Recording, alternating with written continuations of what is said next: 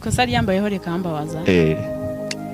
iyo ikintu cyambayeho kikambabaza no kuva mu ishuri icyo kintu cyarambabaje kandi ndanabyicuza icyo kintu cyambabaje ihangane kabisa warabaye cyane ese byatewe nawe niwe wivanye mu ishuri urumva njye nari ndi mu cyaro mukuru wanjye ari i Kigali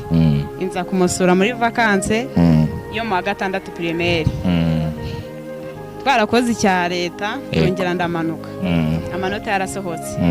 njya kwiga urabona ibigo byo mu cyaro biba biri kure naje urumva naje i Kigali ari n'umucuruzi naye ndacuruza nkora ku mafaranga kandi urumva umuntu akoze ku mafaranga ko yareka biragoranye ndangije ngenda kwiga njya muri 9 nareba urugendo nkora njya ku ishuri natekereje cyo kinarimbaye i Kigali icyo gihe gitoya numva wapi nabandi ngiye rero mutandiriye kwiga i Kigali ntabwo nziga mu cyaro babihera aho ngaho nyine mu wa gatandatu primaire naramanutse ndagenda njya mu wa mbere segonderi ndahiga mu wa kabiri no mu wa gatatu ngeze mu wa gatatu navuga nti pari cyangwa ngomba kugenda kwiga i Kigali batabyemera urabakanira neza cyane gusa nyine nizi imyuga ariko nyine nta kumwe ndaye sinasibisi birambangamira bikanambabaza kwera birumvikana gusa urumva uramutse ugize nk'amahirwe yo kubona umuntu wakubwira ati usubiye ku ishuri wakora iki wabyemera gusubirayo biragoye kubera ko umaze gukora ku mafaranga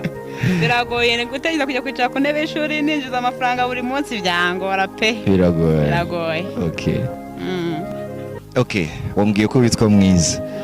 uri mwiza ariko birasa neza kuri mwiza koko rero ikibazo nagiye nkubaze nanone ese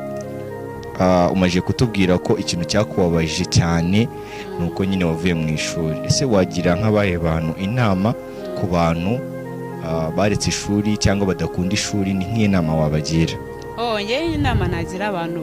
badakunda ishuri nabashishikariza kwiga ni byiza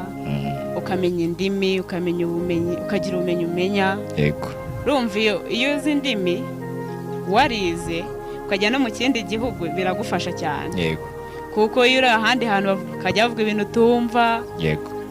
ukagira ngo bari kugutuka kandi batari no kugutuka birakubangamira we